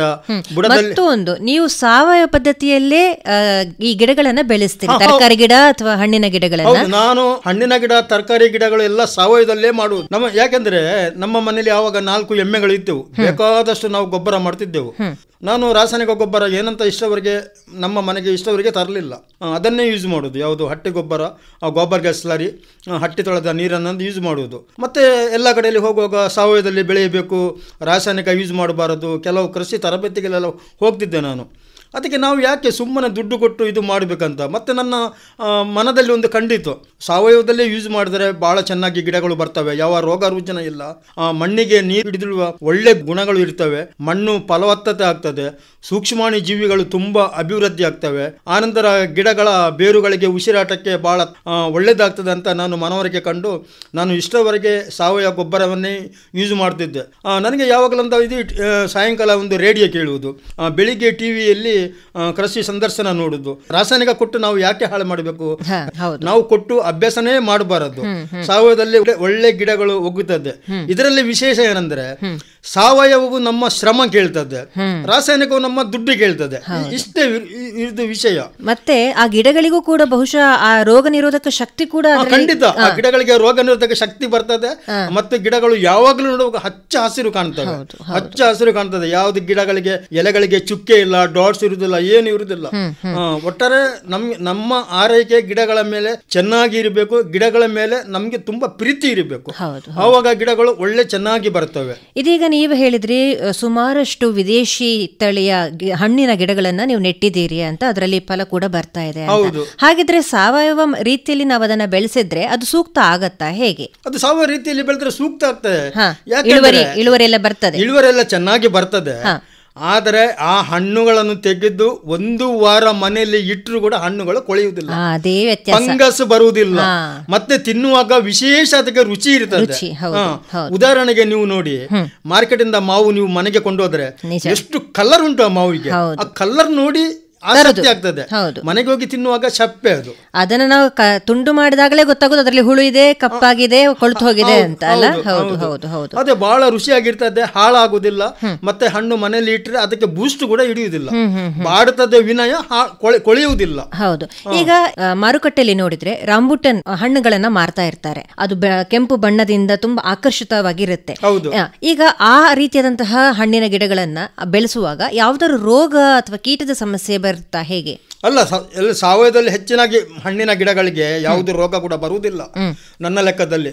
ನಾನು ಈಗ ಇವತ್ತು ನಿನ್ನ ಅಲ್ಲ, ನಾನು 1979ರಲ್ಲಿ ಕೃಷಿ ಮಾಡ್ಲಿಕ್ಕೆ ಸ್ಟಾರ್ಟ್ ಮಾಡಿದ್ದೆ. 84ರಿಂದ ನಾನು ಹಣ್ಣಿನ ಗಿಡಗಳು ನಡ್ತಾ ಹೋಗ್ತೇನೆ. ಇಷ್ಟವರೆಗೆ ಯಾವ ರೋಗ ಕಂಡಿಲ್ಲ ನನಗೆ. ಯಾಕಂದ್ರೆ ಸಾವಯವ, ಮತ್ತೆ ಕಾಲ ಕಾಲಕ್ಕೆ ಸರಿಯಾಗಿ ಅದಕ್ಕೆ ಸಮಯ ಪ್ರಕಾರ ಅದಕ್ಕೆ ನೀರು ಕೊಡ್ತೇನೆ, ಗೊಬ್ಬರ ಕೊಡ್ತೇನೆ, ಮತ್ತು ಗಿಡಗಳು ಮಳೆ ಬರುವ ಮುಂಚೆ ಹಣ್ಣು ಮುಗಿದ ತಕ್ಷಣ ಸ್ವಲ್ಪ ಪ್ರೂನಿಂಗ್ ಮಾಡ್ತೇನೆ. ಹೌದು ಹೌದು. ನೀವು ಜಬೋಟಿಕ ಗಿಡ ಅಂತ ಹೇಳಿದ್ರಿ, ಅಥವಾ ರಾಂಬುಟನ್ ಗಿಡ ಆಗಿರ್ಬೋದು. ಈ ರೀತಿಯ ಹಣ್ಣಿನ ಗಿಡಗಳು ತುಂಬಾ ದೊಡ್ಡದಾಗಿ ಬೆಳೆಯುತ್ತೆ, ಮರವಾಗಿ ಬೆಳೆಯುತ್ತೆ. ಇದರ ಪ್ರೂನಿಂಗ್ ಅವಶ್ಯಕತೆ ಇದೆಯಾ? ಮಾಡುದಿದ್ರೆ ಹೇಗೆ? ಅದರ ಬಗ್ಗೆ ಸ್ವಲ್ಪ ವಿವರಣೆ ಕೊಡಿ. ಖಂಡಿತ ಪ್ರೂನಿಂಗ್ ರಾಂಬುಟನ್ಗೆ ಪ್ರೂನಿಂಗ್ ಅವಶ್ಯಕತೆ ಇದೆ. ಬಿಟ್ರೆ ದೊಡ್ಡ ಮರ ಆಗ್ತದೆ. ದೊಡ್ಡ ಮರ ಆಗ್ತದೆ, ಕೊಯ್ಲಿಗೆ ನಮ್ಗೆ ಕಷ್ಟ ಆಗ್ತದೆ. ಹಣ್ಣು ಕೀಳುವಾಗ ಅದರ ಒಟ್ಟಿಗೆ ಕಾಯಿ ಬರ್ತದೆ, ತುಂಬಾ ಹಣ್ಣುಗಳು ಡ್ಯಾಮೇಜ್ ಆಗ್ತದೆ. ಹಣ್ಣು ಮುಗಿದ ತಕ್ಷಣ ಪ್ರೂನಿಂಗ್ ಮಾಡಬೇಕು. ಪ್ರೂನಿಂಗ್ ಮಾಡಿದ ತಕ್ಷಣ ಬುಡಕ್ಕೆ ಕೊಡಬೇಕು, ಗೊಬ್ಬರ ಕೊಡಬೇಕು. ಆವಾಗ ಒಳ್ಳೆ ಚಿಗುರು ನೆಕ್ಸ್ಟ್ ಇಯರ್ ಬಹಳ ಬೇಗ ಫಸಲು ಬರ್ತದೆ. ಹಾಗೆ ಪ್ರೂನಿಂಗ್ ಮಾಡ್ತಾ ಮಾಡ್ತಾ ಮಾಡ್ತಾ ಗಿಡಗಳನ್ನು ಕುಬ್ಜವಾಗಿ ಇಟ್ಟರೆ ನಮಗೆ ಕೊಯ್ಲಿಕ್ಕೆ ಈಸಿ ಆಗ್ತದೆ. ಯಾರ ಅವಶ್ಯಕತೆ ಇರುವುದಿಲ್ಲ, ಅವಶ್ಯಕತೆ ಇರುವುದಿಲ್ಲ. ಚಿಕ್ಕದೊಂದು ಕೊಕ್ಕೆ ಇದ್ರೆ ಆಯ್ತು ಕೊಯ್ಲಿಕ್ಕೆ. ಹಾಗೆ ಹೌದು. ಈಗ ಮತ್ತೆ ಬಿಸಿಲು ಹೇಗೆ ಬೇಕು ಅಂದ್ರೆ, ಈಗ ಜಬೋಟಿಕ ಗಿಡಕ್ಕೆ ಜಾಸ್ತಿ ಬಿಸಿಲು ಬೇಕಾ, ಅಥವಾ ನೀವು ಹಣ್ಣುಗಳ ಬಗ್ಗೆ ಹೇಳಿದ್ರೆ ಯಾವ ಗಿಡಗಳಿಗೆ ಹೆಚ್ಚಿನ ಬಿಸಿಲು ಬೇಕು, ಯಾವ ಗಿಡಗಳಿಗೆ ಹೆಚ್ಚಿನ ಬಿಸಿಲು ಬೇಡ? ಜಬೋಟಿಕಕ್ಕೆ ಒಳ್ಳೆ ಬಿಸಿಲು ಬೇಕು, ಸ್ವಲ್ಪ ನೆರಳಿದ್ರೆ ಆಗ್ತದೆ. ಒಳ್ಳೆ ಬಿಸಿಲಿದ್ರೆ ಬಹಳ ಚೆನ್ನಾಗಿ ಬರ್ತದೆ. ರಂಬುಟನ್ಗೆ ಒಳ್ಳೆ ಎಷ್ಟು ಬಿಸಿಲು ಜಾಸ್ತಿ ಸಿಗ್ತದೆ ಅಷ್ಟು ಹಣ್ಣು ಸ್ವೀಟ್ ಬರ್ತದೆ, ಇಳುವರಿ ಕೂಡ ಜಾಸ್ತಿ ಬರ್ತದೆ. ನೆರಳಲ್ಲಿ ಕೂಡ ಆಗ್ತದೆ, ನೆರಳಲ್ಲಿ ಸ್ವಲ್ಪ ಇಳುವರಿ ಕಡಿಮೆ. ಆದರೆ ಮ್ಯಾಂಗೋಸ್ಟನ್ಗೆ ಸ್ವಲ್ಪ 50% ನೆರಳು ಬೇಕು. ಬಿಸಿಲಾದ್ರೆ ಗಿಡ ಸುಟ್ಟು ಹೋಗ್ತದೆ. ಮತ್ತೆ ಇದಕ್ಕೆ ಕೂಡ ಯಾವುದು ಅಬಿಗೆ ಕೂಡ 50% ನೆರಳು ಬೇಕು. ನೆರಳು ಬೇಕು, ಬೆಳಕು ಬೇಕು, ಅವಾಗ ಚೆನ್ನಾಗಿ ಬೆಳೀತದೆ. ಬಿಸಿಲಿದ್ದರೆ ಆ ಗಿಡದ ಕಾಂಡ ಒಡಿತದೆ, ಯಾವುದದ್ದು ಅಬಿಯುದ್ದು. ಮತ್ತೆ ಗಿಡ ಹಳದೆ ಆಗ್ತದೆ. ಬಿಸಿಲು ಅದಕ್ಕೆ ತಡೆಕೊಳ್ಳುವ ಶಕ್ತಿ ಇಲ್ಲ ಅದಕ್ಕೆ. ಬಹುಶಃ ಕೆಲವು ಗಿಡಗಳಿಗೆ ನೆರಳು ಬೇಕು, ಕೆಲವು ಗಿಡಗಳಿಗೆ ಇದು ಬೇಕು. ಈಗ ಮ್ಯಾಮೆ ಸಪೋಟಕ್ಕೆ ಒಳ್ಳೆ ಬಿಸಿಲು ಬೇಕು. ಬಹುಶಃ ಹೆಚ್ಚಿನ ಗಿಡಗಳಿಗೆ ಬಿಸಿಲಿದ್ದಷ್ಟು ಅದರ ಆ ಒಂದು ರುಚಿ ಜಾಸ್ತಿ ಇರುತ್ತೆ ಅಲ್ಲ? ಹೌದು. ಸರಿ, ಇನ್ನೀಗ ಮಾರುಕಟ್ಟೆಯಲ್ಲಿ ಯಾವ ರೀತಿಯಾದಂತಹ ಬೇಡಿಕೆ ಇದೆ ಇಂತಹ ವಿದೇಶಿ ತಳಿಯ ಹಣ್ಣುಗಳಿಗೆ? ಮಾರುಕಟ್ಟೆಯಲ್ಲಿ ಅಂದ್ರೆ ಹಣ್ಣಿನ ಗುಣಮಟ್ಟ ನೋಡಿ, ಹಣ್ಣುಗಳ ಬಣ್ಣ ಆಕರ್ಷಣೆ ನೋಡಿ. ಇಂಥ ಹಣ್ಣುಗಳಿಗೆ ಮಾರ್ಕೆಟ್ ಅಲ್ಲಿ ಒಳ್ಳೆ ಇದು ಇರ್ತದೆ. ಕೆಲವು ಸಲ ಕೊಂಡೋದವರು ಉಂಟಲ್ಲ, ಅಲ್ಲಿ ಮಾರ್ಕೆಟ್ ಅಲ್ಲಿ ಬಂದು ಕೇಳ್ತಾರೆ. ಒಂದು ವೇಳೆ ಮಾರ್ಕೆಟ್ಗೆ ನಾವು ಕೊಟ್ಟರೆ, ಮಾರ್ಕೆಟ್ಗೆ ನಾನು ಕೊಡುದಿಲ್ಲ, ಅದು ಮೊನ್ನೆ ಹಣ್ಣು ಕೊಟ್ಟದ್ದು ಯಾರು ನನಗೆ, ನೀವು ಒಂದು ಹಣ್ಣು ಕೊಟ್ಟಿದ್ರೆ ಅದು ಯಾರು ಕೊಟ್ಟದ್ದು, ಆ ಹಣ್ಣನ್ನು ಇದ್ರೆ ನನಗೆ ಕೊಡಿ. ಅವರಿಗೆ ರುಚಿಯಲ್ಲಿ ವ್ಯತ್ಯಾಸ ಕಂಡಿರಬಹುದು. ಆ ಹಣ್ಣು ನನಗೆ ರುಚಿಯಲ್ಲಿ ಕೊಡಿ, ಇಲ್ಲಾದ್ರೆ ಯಾವಾಗ ಬರ್ತದೆ ನನಗೊಂದು ಫೋನ್ ಮಾಡಿ, ನನ್ನ ಫೋನ್ ನಂಬರ್ ಕೊಡ್ತೇನೆ ಅಂತ ಹೇಳ್ತಾರೆ. ಹಾಗೆ ಒಂದು ಮಾರುಕಟ್ಟೆ ಆಗ್ತದೆ. ಒಂದು ದಿವಸ ನಾನು ನೀವು ಹೇಳಿದ ಹಾಗೆ ಮಾರುಕಟ್ಟೆಗೆ ಒಂದು ಜ್ಯೂಸ್ ಅಂಗಡಿಗೆ ಸಪೋಟ ತಕೊಂಡು ಹೋಗಿದ್ದೆ. ಅಂದ್ರೆ ಚಿಕ್ಕು, ನಮ್ದು ಕಾಲಪತ್ತಿ ಬಹಳ ಒಳ್ಳೆ ಚಿಕ್ಕು, ಏನು ಡ್ಯಾಮೇಜ್ ಇಲ್ಲ, ಏನು ಹುಳ ಇಲ್ಲ, ಹಾಳು ಇಲ್ಲ, ಏನಿಲ್ಲ. ಆ ಅಂಗಡಿಯವರು ಬಹಳ ಕಡಿಮೆ ರೇಟಲ್ಲಿ ಕೇಳಿದ. ಅದಕ್ಕೆ ನಾನು ಹೇಳಿದ್ದೆ, ಇದರದೊಂದು ಜ್ಯೂಸ್ ಮಾಡಿ ಕುಡಿ ಮಾರ್ರೆ. ಅಲ್ಲ, ನಮಗೆ ಘಟ್ಟದ ಮೇಲಿಂದ ಬೇಕಾದಷ್ಟು ಹಣ್ಣುಗಳು ಬರ್ತದೆ, ಅದು ಘಟ್ಟದ ಮೇಲಿಂದ ಬರಲಿ, ಈ ಹಣ್ಣನ್ನು ಮಾಡಿ ನೋಡಿ ಒಮ್ಮೆ ಜ್ಯೂಸ್ ಕುಡಿ. ಹೌದು. ಆ ಜ್ಯೂಸ್ ಕುಡಿಲಿಕ್ಕೆ ಬಂದವರು ಮಾರನೇ ದಿವಸ ಕೇಳ್ತಾರಂತೆ, ನಿನ್ನೆ ಒಂದು ನೀವು ಸಪೋಟದ ನನಗೆ ಹಣ್ಣು ಜ್ಯೂಸ್ ಕೊಟ್ಟಿದ್ರಲ್ಲ, ಆ ಸಪೋಟದ ಜ್ಯೂಸ್ ಕೊಡಿ ಅಂತ. ಹಣ್ಣು ಇದ್ದರೆ ಹಾಗೆ ನನಗೆ ಸಪೋಟದಲ್ಲಿ ಕೂಡ ಮಾರ್ಕೆಟ್ ಆಯ್ತು. ಒಂದು ಸೆಲೂನಿಗೆ ನಾನು ತಲೆಯ ಕೂದಲು ತೆಗೆದುಕೊಂಡು ಹೋಗೋದಕ್ಕೂ ನಾನು ಚೀಲದಲ್ಲಿ ಕೊಂಡೋಗಿದ್ದೆ. ಅವರು ಸೆಲೂನವ್ರು ಹೇಳಿದ್ರು, ಏನಂತ ಅದು ಚಿಕ್ಕು, ಎಲ್ಲಿಂದ? ಅದು ನಮ್ಮ ಮನೆಯಿಂದ. ಕೊಡ್ತೀರಾ? ಕೊಡುವುದು. ಎಷ್ಟು? ಇದು ಕಾಯಿ 2 ದಿವಸ ಅಲ್ಲಿ ಹಣ್ಣಾಗ್ತದೆ, 40 ರೂಪಾಯಿ ನನಗೆ ಕೊಡಬೇಕು. ಅವಲ್ಲಿ ಮಾರ್ಕೆಟ್ ಇರೋದು 30 ರೂಪಾಯಿ. 40 ರೂಪಾಯಿ ಕೊಟ್ಟರು, ತಕೊಂಡು ಹೋಗ ಸೈಡಿನವ್ರು ನೋಡಿದ್ರು, ಅದು ಎಲ್ಲಿಂದ? ನನ್ನಿಂದ. ಸಿಗ್ಬಹುದಾ? ಸಿಗ್ತದೆ. ಹಾಗೆ ಆಟೋಮೆಟಿಕ್ ಮಾರ್ಕೆಟ್ ಆಯಿತು. ನಾವು ನಡುದೇ ಅಲ್ಲ, ಮಾರ್ಕೆಟ್ ಮಾಡ್ಲಿಕ್ಕೆ ಗೊತ್ತಾಗಬೇಕು. ಮಾರ್ಕೆಟ್ ಮಾಡಿದ್ರೆ ನಮಗೆ ಫುಲ್ ಲಾಸ್. ಯಾಕಂದರೆ ನಾವು ಕಷ್ಟಪಡುವುದು, ನಾವು ಉತ್ಪಾದನೆ ಮಾಡುವುದು, ವ್ಯಾಪಾರದವರು ದುಡ್ಡು ಮಾಡುವುದು. ಅದಲ್ಲದೆ ಈಗ ಮಾರುಕಟ್ಟೆಯಲ್ಲಿ ವಿದೇಶಿ ತಳಿಯ ಹಣ್ಣುಗಳಿಗೆ ವಿಶಿಷ್ಟವಾದಂತಹ ಬೆಲೆ ಕೂಡ ಇದೆ, ಬೇಡಿಕೆ ಕೂಡ ಇದೆ. ತುಂಬಾ ಜನ ಕೇಳ್ತಾರೆ, ಇಷ್ಟಪಡ್ತಾರೆ, ತಿನ್ಬೇಕು, ರುಚಿ ನೋಡ್ಬೇಕು. ಈಗ ಡ್ರ್ಯಾಗನ್ ಫ್ರೂಟ್ ಅದು ಕೂಡ ಬಹುಶಃ ವಿದೇಶಿ ತಳಿಯ ಹಣ್ಣು ಅಲ್ವಾ? ಹೌದು, ಅದು ಬಹಳ ಸುಲಭದಲ್ಲಿ ಆಗುವಂತದ್ದು ಹಣ್ಣು. ಅದಕ್ಕೆ ಒಳ್ಳೆ ಬಿಸಿಲು ಬೇಕು, ಬಹಳ ನೀರು ಕಡಿಮೆ, ಮತ್ತೆ ಯಾವ ರೋಗ ಕೂಡ ಇಲ್ಲ. ಗಿಡಕ್ಕೆ ಜಾಸ್ತಿ ನೀರು ಕೊಟ್ಟರೆ ಅದಕ್ಕೆ ರೋಗ ಬರ್ತದೆ, ಫಂಗಸ್ ಅಟ್ಯಾಕ್ ಆಗ್ತದೆ. ಅದು ನಾಟಿ ಮಾಡಿ ಸಾಧಾರಣ 12-13 ತಿಂಗಳಲ್ಲಿ ಫಸಲು ಬರ್ತದೆ. ಅದರಲ್ಲೂ ಬೇರೆ ಬೇರೆ ಬಣ್ಣಗಳಿವೆ, ಬೇರೆ ಬೇರೆ ಬಣ್ಣಗಳು ಉಂಟು. ಅದರಲ್ಲಿ ಒಳಗಡೆ ಬಿಟ್ಟುಡು ಬಣ್ಣದ್ದು ಬಹಳ ಆಕರ್ಷಕ ಹಣ್ಣು, ಅದು ಒಳ್ಳೆ ರುಚಿಯೂ ಕೂಡ ಇದೆ. ಮತ್ತೆ ಯಾವ ಕಾಡು ಪ್ರಾಣಿಗಳ ಹಾವಳಿ ಇಲ್ಲ ಅದಕ್ಕೆ, ಅದು ಮುಖ್ಯ. ಅದು ಯಾಕೆಂದ್ರೆ ಗಿಡಗಳಿಗೆ ಮುಳ್ಳು ಇದ್ದ ಕಾರಣ ಅದಕ್ಕೆ ಯಾವ ಕಾಡು ಪ್ರಾಣಿಗಳಿಗೆ ಹಾವಳಿ ಮಾಡುದಿಲ್ಲ. ವಿಶೇಷವಾಗಿ ನಾನು ಇಷ್ಟೆಲ್ಲ ತೋಟದಲ್ಲಿ ಹಣ್ಣಿನ ಬೆಳೆಗಳು ಬೆಳೆದಿದ್ದೇವಲ್ಲ, ವಿಪರೀತ ನಮಗೆ ಮಂಗಗಳ ಕಾಟ. ಎಂತ ಮಂಗಗಳ ಕಾಟ! ಈಗ ನೋಡಿದ ಹಣ್ಣು ಈಗ ಸಿಗ್ತಲ್ಲ, ಅದಕ್ಕೆ ನಾವು ಕಾಯ್ತಾ ಇರಬೇಕು. ಅಷ್ಟೇ ಅಲ್ಲದೆ ನಾನು ಈಗ ವಿದೇಶಿ ಮೂಲದ ಹಲಸಿನ ಹಣ್ಣಿನ ಗಿಡಗಳು ನಾಟಿ ಮಾಡಿದ್ದೇನೆ. ಅದರ ಬಗ್ಗೆ ಹೇಳಿ, ಯಾಕೆಂದ್ರೆ ಇತ್ತೀಚೆಗೆ ಹಲಸಿನ ಹಣ್ಣಿಗೆ ಬಹಳ ಬೇಡಿಕೆ ಇದೆ. ಹೌದು, ಯಾಕೆಂದ್ರೆ ಹಲಸಿನ ಹಣ್ಣಿನಲ್ಲಿ ಮೌಲ್ಯವರ್ಧನೆ ಮಾಡಿ ತುಂಬಾ ದುಡ್ಡು ಬರ್ತದೆ ಹಲಸಿನಲ್ಲಿ. ಯಾಕಂದ್ರೆ ಅದರ ಜ್ಯೂಸ್ ಮಾಡ್ತಾರೆ, ಚಿಪ್ಸ್ ಮಾಡ್ತಾರೆ, ಹಪ್ಪಳ ಮಾಡ್ತಾರೆ, ಆನಂತರ ಗಟ್ಟಿ ಮಾಡ್ತಾರೆ, ಅದರದ್ದು ಏನೇನೆಲ್ಲ ಸಾಧ್ಯ ಉಂಟು ಅದೆಲ್ಲ ಮಾಡ್ತಾರೆ, ಎಲ್ಲವೂ ಮಾಡ್ಲಿಕ್ಕೆ ಸಾಧ್ಯ. ಅದು ಮತ್ತೆ ಇವತ್ತು ಮಾರ್ಕೆಟ್ ಅಲ್ಲಿ ವಿಷವಿಲ್ಲದ ಹಣ್ಣು ಅಂದ್ರೆ ಹಲಸು ಮಾತ್ರ. ಎಲ್ಲ ಹಣ್ಣುಗಳಿಗೆ ರಾಸಾಯನಿಕ ಗೊಬ್ಬರ ಮತ್ತು ಕೀಟನಾಶಕ ಕೊಡ್ತಾರೆ, ಇದಕ್ಕೆ ಕೊಡುದಿಲ್ಲ. ಇದರಲ್ಲಿ ನಮ್ಮ ದೇಶದ ಹಣ್ಣುಗಳು ದೊಡ್ಡ ಮರಗಳು ಆಗ್ತವೆ, ಮತ್ತೆ ಹಣ್ಣಾಗ್ಲಿಕ್ಕೆ 7, 8, 10 ವರ್ಷ ಬೇಕು. ಇದು ವಿದೇಶಿ ಮೂಲದ ಹಣ್ಣುಗಳು. ಯಾವುದು ಉದಾಹರಣೆಗೆ ಪ್ರಕಾಶ್ ಚಂದ್ರ, J33, ಡೆಂಗು ಸೂರ್ಯ, ಸಿಂಗಾಪುರ್ ಓಡ, ಚಂದ್ರ ಹಲಸು, ಇಂಥದ್ದೆಲ್ಲ ಕಾಂಬೋಡಿಯಾ ಹಲಸು, ವಿಯೆಟ್ನಾಂ ಸೂಪರ್ ಅರ್ಲಿ, ಇಂಥದ್ದು ಹಲಸು 1 ವರ್ಷ 2 ವರ್ಷದಲ್ಲಿ ಫಸಲು ಬರ್ತದೆ, ಅಕಾಲಿಕ ಕಾಲದಲ್ಲಿ ಫಸಲು ಬರ್ತದೆ. ನಮಗೆ ಹಲಸು ನಮ್ಮ ಮರದಲ್ಲಿ ಹಲಸು ಆಗುವಾಗ ಇದರಲ್ಲಿ ಹಲಸು ಮುಗಿಯುತ್ತದೆ. ಉದಾಹರಣೆಗೆ ಸೋಣ ಸಂಕ್ರಾಂತಿ ಆದ ನಂತರ ಹಣ್ಣಿನ ಮಿಡಿಗಳು ಬರ್ಲಿಕ್ಕೆ ಸ್ಟಾರ್ಟ್ ಆಗ್ತವೆ. ನವೆಂಬರ್ ಅಲ್ಲಿ ಎಳತ್ತು ಗುಜ್ಜೆ ನಮಗೆ ಸಿಗ್ತವೆ. ಆವಾಗ ಮಾರುಕಟ್ಟೆಯಲ್ಲಿ ಎಲ್ಲ ಸಂಕ್ರಾಂತಿ ಆದ ಮೇಲೆ ಎಲ್ಲ ಹರಿದಿನ ಹಬ್ಬಗಳು ಸ್ಟಾರ್ಟ್ ಆಗ್ತವೆ. ಆವಾಗ ಹೆಚ್ಚಿನವರು ಮಾಡುದು ಎಳತ್ತು ಗುಜ್ಜೆ ಮತ್ತು ಕಡ್ಲೆ. ಆವಾಗ ಎಳತ್ತು ಗುಜ್ಜೆಗೆ ಕೆಜಿಗೆ ನಮಗೆ 80 ರೂಪಾಯಿ ಸಿಗ್ತದೆ. ಮತ್ತೆ ವಿಶೇಷ ಏನು ಪೋಷಣೆ ಬೇಡ, ಎಂತ ಬಂಜರು ಭೂಮಿಯಲ್ಲಿ ಅದು ಕೂಡ ನಡಬಹುದು. ಅಡಿಕೆ ತೋಟ ಇದ್ದವರು ಅಡಿಕೆ ತೋಟದ ಸೈಡ್ ಅಲ್ಲಿ ಕೂಡ ಇದು ನಡಬಹುದು. ವರ್ಷ ಪೂರ್ತಿ ನಿಮಗೆ ವರ್ಷ ಪೂರ್ತಿ ಹಲಸಿನ ಹಣ್ಣು ಸಿಗ್ತದೆ. ಈಗ ನನ್ನಲ್ಲಿ ಹಲಸು ಒಂದು 2-3 ಗಿಡದಲ್ಲಿ ಆಗ್ತಾ ಉಂಟು. ಸಾಧಾರಣ ಒಂದು 25 ಗಿಡ ನಟ್ಟಿದ್ದೇನೆ, ಇನ್ನು ಆಗ್ಬೇಕು ಕೆಲವು. ಎಷ್ಟು ಜನ ಕೇಳ್ತಾ ಬರ್ತಾರೆ ಮನೇಲಿ, ಎಷ್ಟು ಜನ ಕೇಳ್ತಾ ಬರ್ತಾರೆ, ಹಲಸು ಉಂಟು ಹಲಸು ಉಂಟು. ಮೊನ್ನೆ ನೀವು ಕೊಟ್ಟದ್ದು ಹಲಸು ಬಹಳ ಟೇಸ್ಟ್ ಇತ್ತು, ಒಂದು ಹಲಸು ಕೊಡಿ ಅಂತ. ಹಲಸು ಕೊಡ್ಲಿಕ್ಕೆ ಇಲ್ಲ, ಯಾಕಂದ್ರೆ ಅಷ್ಟು ಮಂಗಗಳ ಕಾಟ ನಮ್ಮಲ್ಲಿ ವಿಪರೀತ. ತುಂಬಾ ಜನರಿಗೆ ನಾನು ಹಲಸಿನ ಗಿಡ ತಂದು ಕೊಟ್ಟಿದ್ದೇನೆ ನಮ್ಮ ಊರಲ್ಲಿ. ಕೆಲವರಲ್ಲಿ ಹಲಸು ಆಗ್ತಾ ಉಂಟು, ಎಲ್ಲರಿಗೆ ಖುಷಿ ಆಗ್ತದೆ. ಎಲ್ಲರೂ ಹೇಳ್ತಾರೆ ನೀವು ಅವರಲ್ಲಿ ಹೋಗಿ ಮಾರ್ರಿ, ಅವರಲ್ಲಿ ಗಿಡ ತಗೊಳ್ಳಿ, ಅವರೆಲ್ಲ ಮಾಹಿತಿ ಕೊಡ್ತಾರೆ, ಯಾವ ನರ್ಸರಿಯಲ್ಲಿ ಗುಣಮಟ್ಟದ ಗಿಡ ಸಿಗ್ತದೆ ಅಂತ ಅವ್ರು ಹೇಳ್ತಾರೆ. ಅದಕ್ಕಾಗಿ ನಾನು ಹೇಳಿದ್ದು ನೀವು ಕೃಷಿ ವಿಶ್ವಕೋಶ ಅಂತ. ನನಗೆ ಮೂಡಿಬಿದ್ರಿಯಲ್ಲಿ ಡಾಕ್ಟರ್ LC ಸೋನ್ಸು, ನಾನು ಅಲ್ಲಿ ಅವ್ರ ತೋಟಕ್ಕೆ ಹೋದ್ರೆ ಸಾಕು, ಅಲ್ಲಿ ಯಾರಾದ್ರೂ ಟೂರಿಸ್ಟ್ ಬರ್ತಾರೆ, ಇವರದ್ದು ನಿಮ್ಗೆ ಪರಿಚಯ ಉಂಟು, ಇವರು ನಡೆದಾಡುವ ಡಿಕ್ಷನರಿ ಅಂತ ಹೇಳ್ತಾರೆ.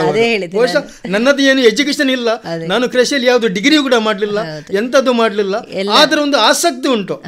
ನಿಮ್ಮ ಅನುಭವವೇ. ಎಷ್ಟು ದೊಡ್ಡ ವಿಜ್ಞಾನಿಗಳಾಗ್ಲಿ ಏನೂ ಆಗಲಿ ಅವರಲ್ಲಿ ನಾನು ನೇರವಾಗಿ ಮಾತಾಡ್ತೇನೆ. ಎಲ್ಲಿಗೆ ಸಿಗ್ತದೆ ಗಿಡ, ಎಲ್ಲಿ ಸಿಗ್ತದೆ, ನಿಮ್ಮಲ್ಲಿ ಗಿಡ ಇಲ್ಲ, ನೀವು ಯಾಕೆ ಮಾಡುದಿಲ್ಲ, ನಾನು ಅದೊಂದು ಪ್ರಶ್ನೆ ಕೇಳ್ತೇನೆ. ಯಾಕಂದ್ರೆ ಹೆಚ್ಚಿನ ಡಿಪಾರ್ಟ್ಮೆಂಟ್ ಅಲ್ಲಿ ಗಿಡ ಇರುವುದಿಲ್ಲ, ಅವ್ರು ಹೇಳಿದ್ರು ನಮ್ಮಲ್ಲಿ ಕಸಿ ಮಾಡ್ಲಿಕ್ಕೆ ಜನ ಇಲ್ಲ ಅಂತ. ಹಾಗಿದ್ರೆ ಇನ್ನೂ ಒಂದು, ಈಗ ನೀವು ಕಸಿ ಬಗ್ಗೆ ಮಾತಾಡಿದ್ರಿ, ಈ ಗಿಡಗಳು ಕಸಿ ರೀತಿಯಲ್ಲಿ ಬೆಳೆಸಿದ್ರೆ ನಮಗೆ ಫಲ ಬೇಗ ಕೊಡುವ ಸಾಧ್ಯತೆ ಇದೆ. ಒಂದು ಏನಂದ್ರೆ ಅದೇ ಗುಣಮಟ್ಟದ ಹಣ್ಣು ಬರ್ತದೆ. ಈಗ ಉದಾಹರಣೆಗೆ ಹಲಸಿನ ಗಿಡ ಬೀಜದಿಂದ ಮಾಡಿ ನೆಟ್ಟರೆ ಅದರಲ್ಲಿ ಒಂದು ಗಟ್ಟಿ ಸೊಳೆದ್ದು ಮತ್ತು ಇನ್ನೊಂದು ಮೆತ್ತನೆ, ಅದಕ್ಕೆ ಅಂಬಲಿ ಅಂತ ಹೇಳ್ತೇವೆ, ಆ ರೀತಿ ಬರುವ ಚಾನ್ಸ್ ಉಂಟು. ಮತ್ತೆ ಅದೇ ಸೈಜ್ ಬರುದಿಲ್ಲ, ಅದೇ ಕಲರ್ ಬರುವುದಿಲ್ಲ. ಅದು ಕಸಿ ಮಾಡುದು ಏನಂದ್ರೆ ಆ ತಾಯಿ ಮರದ ಗುಣ ಬರಲಿಕ್ಕೆ ಕಸಿ ಮಾಡುದು. ಇತ್ತೀಚೆಗೆ ಕಣ್ಣು ಕಸಿ ಬಹಳ ಜನಪ್ರಿಯವಾಗಿದೆ, ಬಹಳ ಫಾಸ್ಟ್ ಗಿಡ ಬೆಳೀತದೆ, ಬಹಳ ಬೇಗ ಹಣ್ಣು ಕೊಡ್ತದೆ. ನೀವು ಡ್ರ್ಯಾಗನ್ ಫ್ರೂಟ್ ಬಗ್ಗೆ ಹೇಳ್ತಾ ಇದ್ರಿ, ಅದರಲ್ಲಿ ರೋಗ ಬರುವಂತದ್ದು ಸಾಧ್ಯತೆ ಕಮ್ಮಿ ಬೇರೆ ಗಿಡಗಳಿಗೆ ಅಥವಾ ಬೇರೆ ಹಣ್ಣುಗಳಿಗೆ ನಾವು ಕಂಪೇರ್ ಮಾಡಿದ್ರೆ ಅಂತ. ಅದು ಹಾಗಿದ್ರೆ ಗುಡ್ಡಗಾಡು ಪ್ರದೇಶಗಳಲ್ಲಿ, ಗುಡ್ಡೆಗಳಿದೆ, ಜಾಗ ಬರಡು ಭೂಮಿ ಇದೆ, ಆ ರೀತಿಯ ಜಾಗಗಳಲ್ಲಿ ನಾವು ಅದನ್ನ ಮಾಡಬಹುದು ಅಂತ ನೀವು ಹೇಳ್ತೀರಿ. ಹೌದು, ಅದು ಖಂಡಿತ ನಡಬಹುದು. ನೋಡಿ, ನಾನು ಒಬ್ಬರಿಗೆ ಕಾರ್ಕಳದಲ್ಲಿ ಒಬ್ಬರಿಗೆ ತೋಟ ಮಾಡಿ ಕೊಟ್ಟಿದ್ದೇನೆ. ಅವರಿಗೆ ತೋಟದ ಬಗ್ಗೆ ಏನು ಗೊತ್ತಿರಲಿಲ್ಲ, ಅವರ ಮಕ್ಕಳು ವಿದೇಶದಲ್ಲಿ ಇದ್ದವರು. ಅವರು ಹೇಳಿದ್ರಂತೆ ನಮ್ಗೆ ಇದು ಬೇಡ, ಯಾವುದು ಅಡಿಕೆ ತೋಟ ಮಾಡುದು ಬೇಡ, ನಾವು ಊರಿಗೆ ಬಂದರೆ ನಮಗೆ ಶೀಳ ಗುಡ್ಲಿಕ್ಕೆ ಒಂದು 4 ತೆಂಗಿನ ಗಿಡ ನಡಿ, ಮತ್ತು ಎಷ್ಟು ವೆರೈಟಿ ಹಣ್ಣಿನ ಗಿಡ ಇದೆ ಎಲ್ಲ ಗಿಡ ನಡಿ ಅಂತ. 3.5 ಎಕರೆಯಲ್ಲಿ ಅವರು ತುಂಬಾ ಹಣ್ಣಿನ ಗಿಡ ಎಲ್ಲ ನಾನು ಗೈಡೆನ್ಸ್ ಗಿಡ ತಂದು ಕೊಡ್ಲಿಕ್ಕೆ, ಈ ತರ ನಾಟಿ. ಮತ್ತೆ ಒಂದು ಕಲ್ಲು ಮಣ್ಣು ಜಾಗ ಇತ್ತು, ಎಂತ ಮಾಡ್ಲಿಕ್ಕೆ ಆಗುದಿಲ್ಲ ಅಲ್ಲಿ, ಇದು ಕಲ್ಲು ಮಣ್ಣು, ಇದರಲ್ಲಿ ಈ ಜಾಗ ವೇಸ್ಟ್ ಆಗ್ತದೆ, ನಾನು ಏನ್ ಮಾಡ್ಬೇಕಂತ ಹೇಳಿದ್ರು. ನಾನು ಹೇಳಿದೆ ಆ ಕಲ್ಲು ಮಣ್ಣಲ್ಲಿ ಸಾಧಾರಣ ಒಂದು 2 ಅಡಿ ಮಣ್ಣನ್ನು ತುಂಬಿಸಿ ಅದರ ಮೇಲೆ ಡ್ರ್ಯಾಗನ್ ಫ್ರೂಟ್ ನಡಿ ಅಂತ. ಅವರು ಸಾಧಾರಣ 1 ಲಕ್ಷ ರೂಪಾಯಿ 3 ವರ್ಷದಲ್ಲಿ ಗಿಡ ನಾಟಿ ಮಾಡಿ 1.5 ಲಕ್ಷದ ಡ್ರ್ಯಾಗನ್ ಫ್ರೂಟ್ ಅವರು ಸೇಲ್ ಮಾಡಿದ್ದಾರೆ ಅವರು. ಅಷ್ಟೇ ಅಲ್ಲದೆ ಇವತ್ತು 1,000 ಗಿಡ ರೆಡಿ ಮಾಡಿದ್ದಾರೆ ಸೇಲ್ ಮಾಡಲಿಕ್ಕೆ ಅವರು.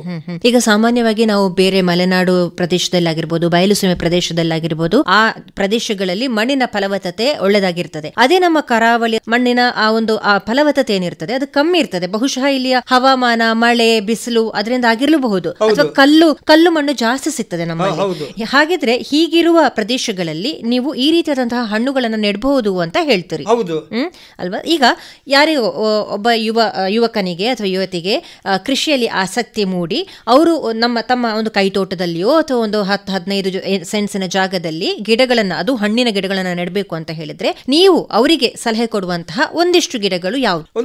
ಒಂದಿಷ್ಟು ಅವರಿಗೆ ಸ್ವಲ್ಪ ಜಾಗ ಇದ್ರೆ ಒಂದು ರಂಬುಟನ್ ಗಿಡ ನೆಡಬಹುದು, ಒಂದು ಮ್ಯಾಂಗೋಸ್ಟೀನ್ ನೆಡಬಹುದು, ಒಂದು ಅಬಿ ನೆಡಬಹುದು, ಮತ್ತೆ ಜಬಟಿ ಕಾಬಾ ನೆಡಬಹುದು.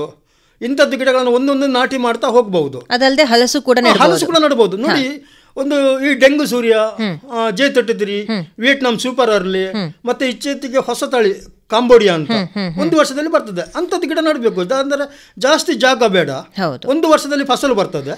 ಆದರೆ ಕಂಪಲ್ಸರಿ 2 ವರ್ಷ ಬಂದದ್ದು ಮಿಡಿಯನ್ನು ತೆಗಿಲೇಬೇಕು. ಶುರುವಿನ 2 ವರ್ಷ. ಹೌದು, ಯಾಕಂದ್ರೆ ಗಿಡಗಳಿಗೆ ಸಹಿಸಲಿಕ್ಕೆ ತಾಕತ್ತಿರುವುದಿಲ್ಲ. ಹಣ್ಣುಗಳನ್ನು ಒಂದು ವೇಳೆ ಬಿಟ್ರೆ, ಹಣ್ಣು ಆಗ್ಲಿಕ್ಕೆ ಬಿಟ್ರೆ ಹಣ್ಣು ಆಗ್ತದೆ, ಸೈಜ್ ಬರುವುದಿಲ್ಲ. ಆನಂತರ ನೆಕ್ಸ್ಟ್ ಇರೋದು ಗಿಡ ತನ್ನಷ್ಟಕ್ಕೆ ಸ್ಲೋ ಆಗಿ ಸತ್ತು ಹೋಗ್ತದೆ. ಅದಕ್ಕೆ ಶಕ್ತಿ ಇರೋದಿಲ್ಲ. ಅದಕ್ಕೆ 2 ವರ್ಷ ತೆಗಿಲೇಬೇಕು. ಅಂದ್ರೆ ತೆಗೆದ್ರೆ ಹಾಳಾಗುದಿಲ್ಲ. ಎಳತ್ತ ಗುಜ್ಜೆಯನ್ನು ತೆಗೆದು ಪಲ್ಯ ಮಾಡಬಹುದು. ಮತ್ತೆ ಆ ಭೂಮಿ ಕಲ್ಲು ಗುಡ್ಡೆ ಮಣ್ಣು ಆದ್ರೆ ಫಲವತ್ತತೆ ಆಗಲಿಕ್ಕೆ ತುಂಬಾ ತರಗೆಲೆಯನ್ನು ಹಾಕಬೇಕು. ನೀರಿನ ಪಶಕ್ಕೆ ಉಂಟಲ್ಲ, ತರಗೆಲೆ ಹುಡಿಯಾಗಿ ಒಳ್ಳೆ ಗೊಬ್ಬರ ಆಗ್ತದೆ. ಬೇಕಾದಷ್ಟು ಸೂಕ್ಷ್ಮಾಣುಜೀವಿ ಮತ್ತು ಎರೆಹುಳುಗಳು ಅಲ್ಲಿಗೆ ಬರ್ತವೆ. ಆ ನಂತರ ಒಂದಿಷ್ಟು ಮಣ್ಣಿಗೆ ಸುಣ್ಣ ಕೊಡುವಂಥದ್ದು ಅಭ್ಯಾಸ ಮಾಡಬೇಕು.